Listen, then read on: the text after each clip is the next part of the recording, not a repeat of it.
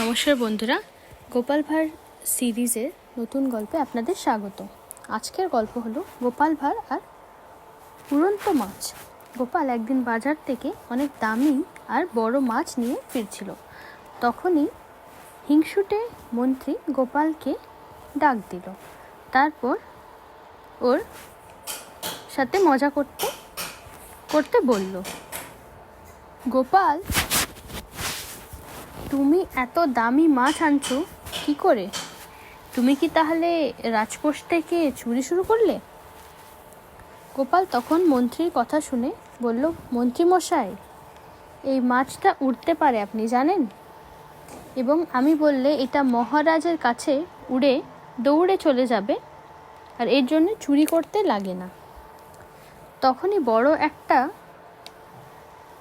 পাখি এসে মাছটা উড়িয়ে নিয়ে গেল গোপালের হাত থেকে। তখন মন্ত্রী এটা দেখে জোরে জোরে হাসতে লাগে, বলে, দেখো গোপাল, তোমার মাছ উঠছে। গোপাল কিছু না দেখেই উপরে তাকিয়ে পাখিটাকে বলল, এটা ঠিক রাজসভাতে নিয়ে গিয়ে রান্নাঘরে রেখে দিস, নইলে মহারাজ রাগ করবে।